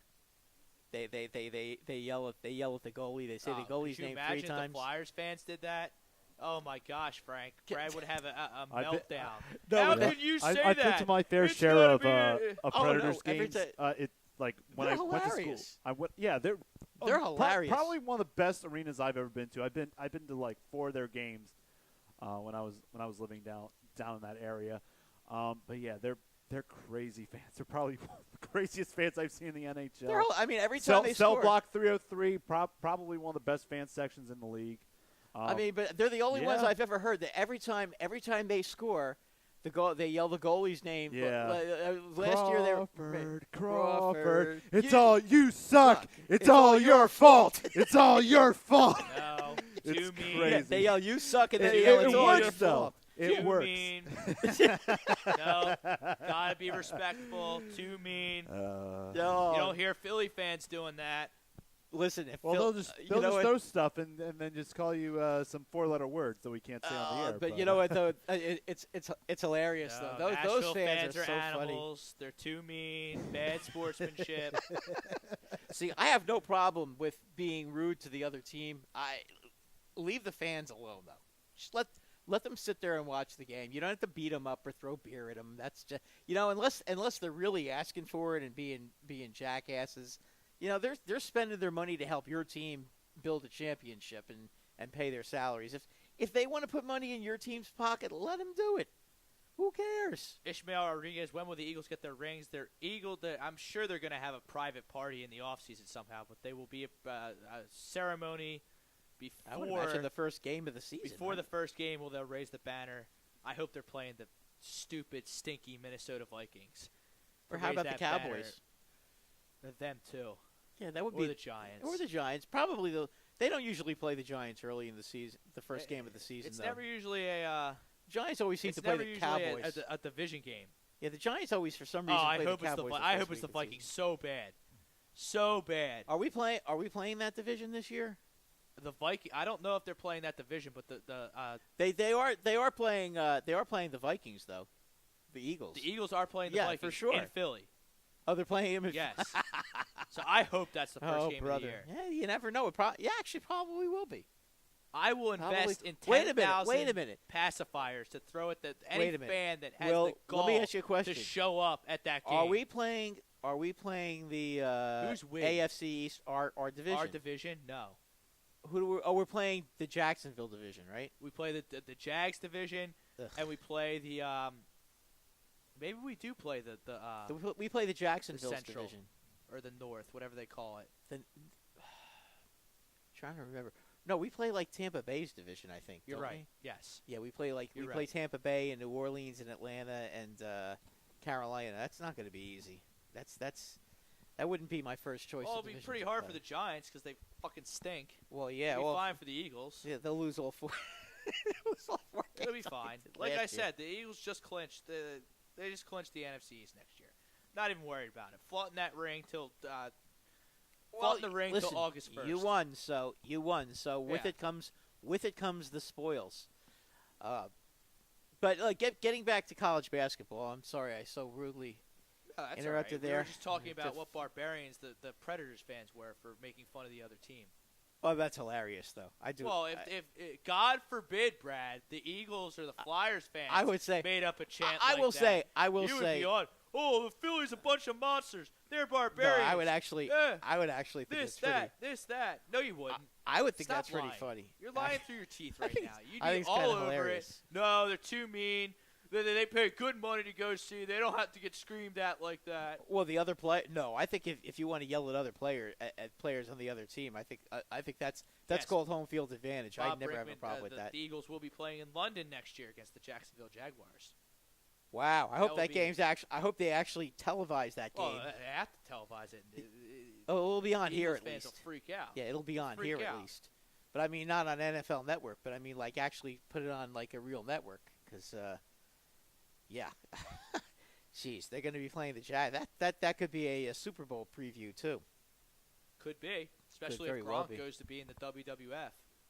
Well, I don't know. I don't believe that. Vince is recruiting him hard. Well, he's not going to retire, is he? I don't know. He do whatever he wants. Yeah, I guess he could, but I would think that he'd want to win one more.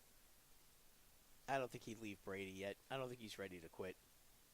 Brady will still be there even without him because it's Brady. Yeah, that's true. That's true.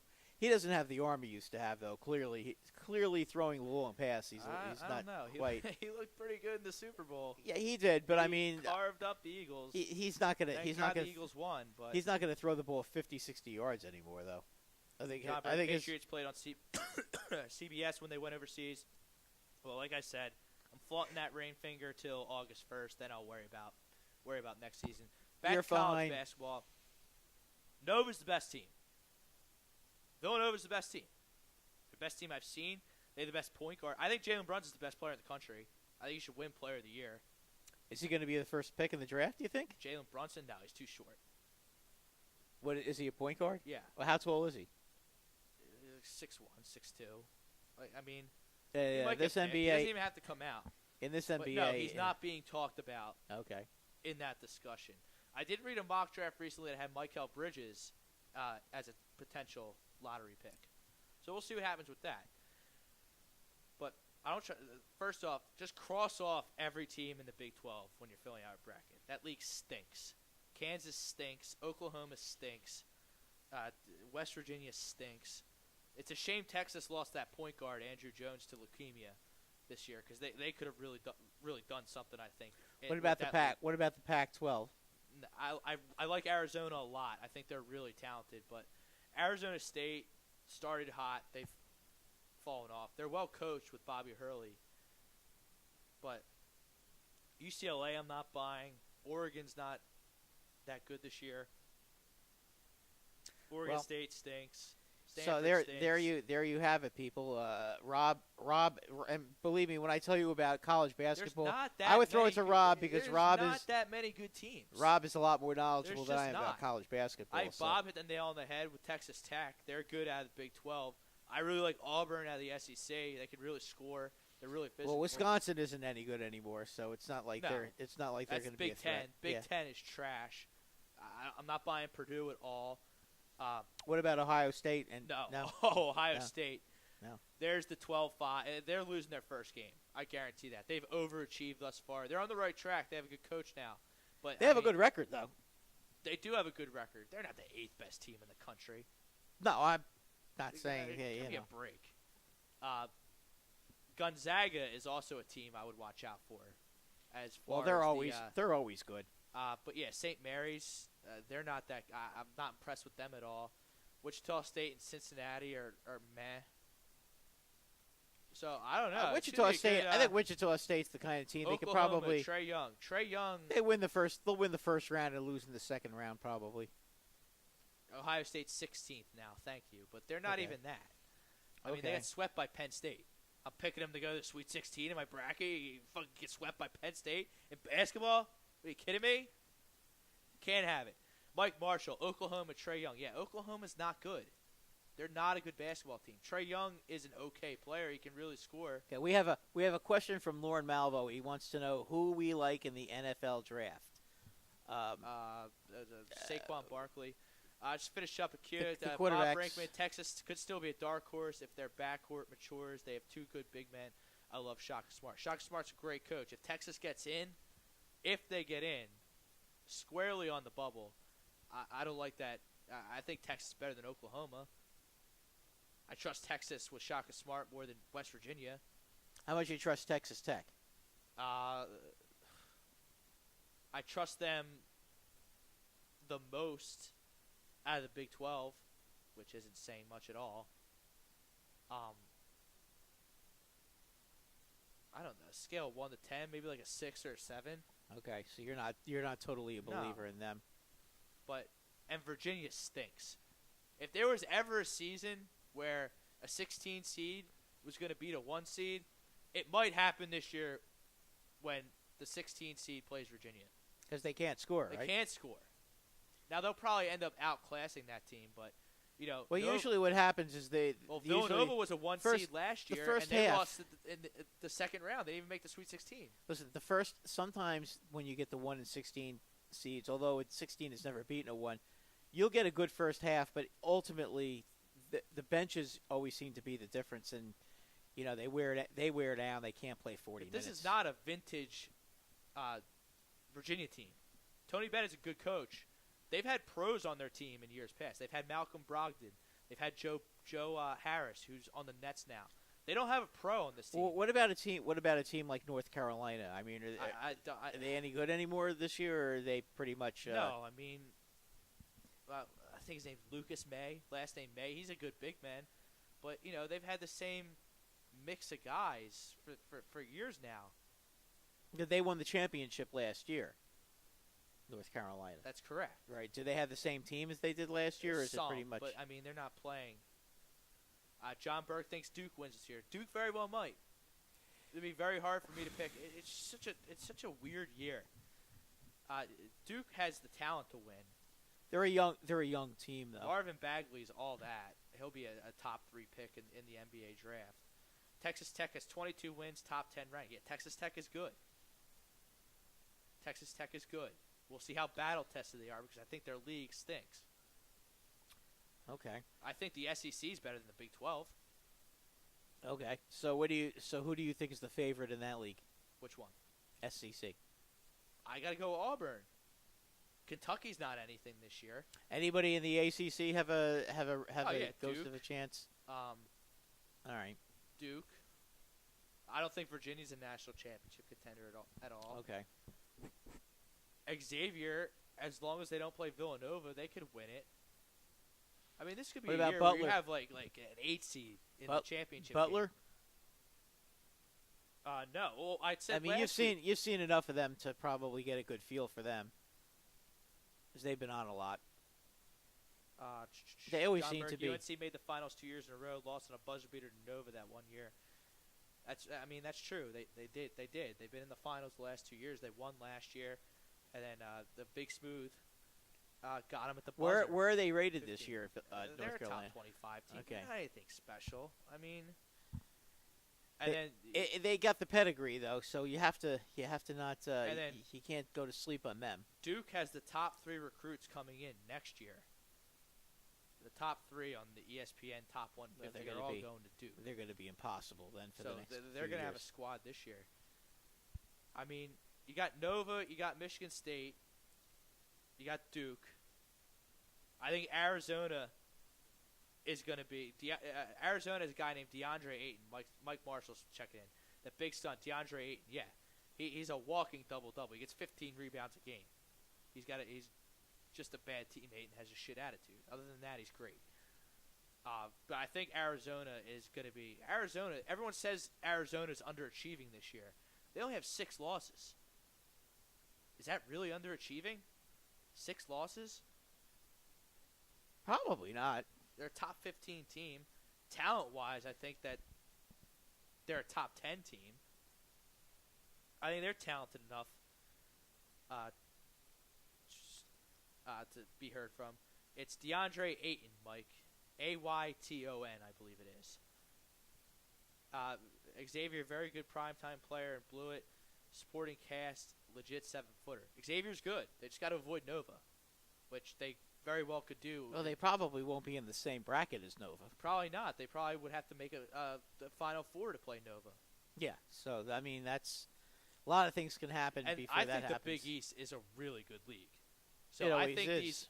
these teams like Seton Hall and Marquette and Butler and Creighton, I think that's going to really serve them well when it comes to the NCAA tournament. I think it's an outstanding league. It's really bounced back strong after getting raided by the ACC. I certainly like it better than the Big Ten. I certainly like it better than the Big 12. It's probably better than the SEC too. It might be the best conference. ACC is the best conference just because of all the blue bloods Right. that they have in there. I mean, you got Miami, Right. you got Florida State, you got Clemson's a top 15 team this year. Just, it's a who's two. There's 16 teams in the league. I mean, Good something point. like that. Good point. But I mean, the Big East is very good. Like the Big East is better than the Pac-12. I mean, the Pac-12 they're not anything. Yeah, that's true. It's going to be a fun tournament. I can't wait to have a bracket in my hand. That's certainly where my focus is right now, on top of spring training. When do they? When do they make these selections? Jeez, when is Selection Sunday? The first full Thursday is March 15th. So It's got to be after the tournaments, right? March 15th is the first Sunday. So Selection Sunday is March 11th. Okay, so there you go. So less than a month away. It's coming down to the nitty gritty. It's gonna be fun. And you're gonna have a lot of these teams who've played well in the second half of the And season. look, you're asking me for advice the last half hour of the show. You won the bracket pool last year. Yeah, I know, but I was lucky. It's because you copied my Wisconsin over Villanova upset pick. Yeah, but that wasn't the only one. Yeah, you're right.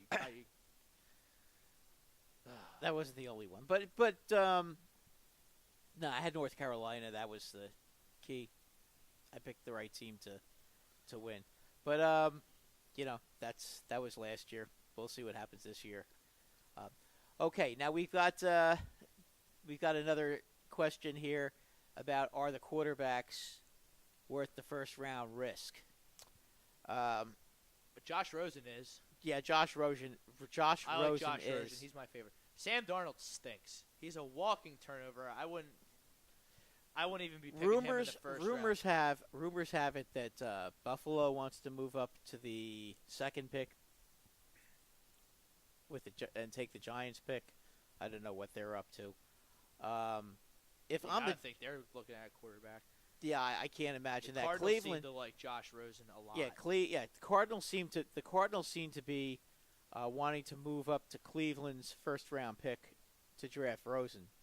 That seems to be the Cleveland has scuttlebutt. 1 and 4, so yeah. So I mean, if Cleveland wants to move down, I just don't know what the Cardinals could possibly give them to entice them to get that. They'd have to give them a lot because the first pick in the draft is probably worth 2 number ones and a number 2 and a number 3. I would think. I think that's what. Probably. I mean, the Cardinals weren't that bad. I don't know where they're slotted. Yeah, they didn't make the playoffs, but Yeah, I think they weren't the laughing stock of the league by any stretch. Nah, they probably.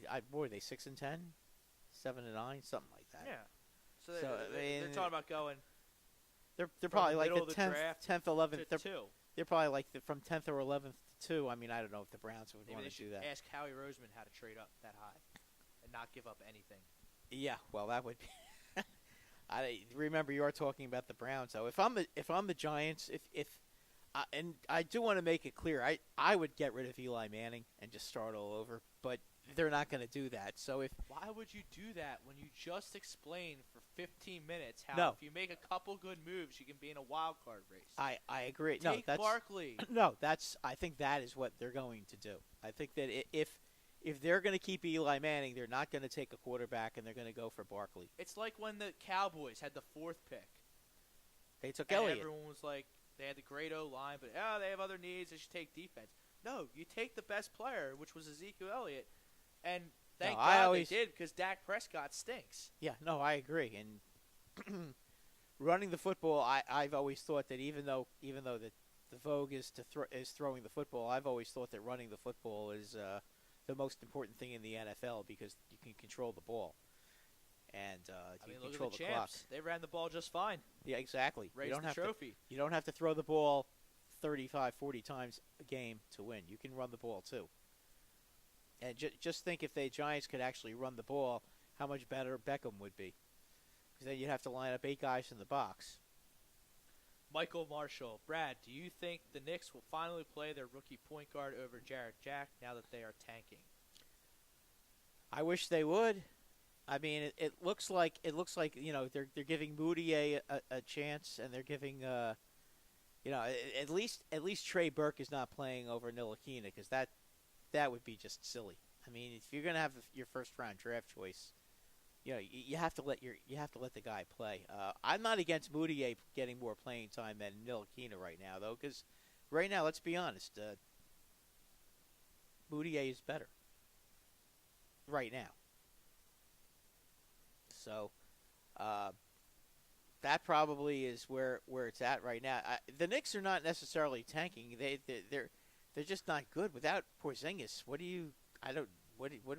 would you expect to happen? They were struggling with him, and then when he got hurt, they're just not good. They're just. I wouldn't even call the Knicks tanking. The Sixers were tanking. Yeah, the Knicks. They were trying to lose. Yeah, the Knicks weren't. Knicks just stink. Yeah, the Knicks aren't trying to. Now lose. They're definitely stink. Yeah, without Porzingis. Yeah, they had something going at the beginning of the season when they had both Porzingis and Tim Hardaway when they were both playing all their well. games. When they were playing all their games. Well, and they were playing all their games at home. They were playing well and they were winning. But then Hardaway broke his shin. Then you said they were going to go 41 and 41. I thought they would. Well, yeah, but then they lost Hardaway for 2 months, and then they weren't going. Hardaway comes back.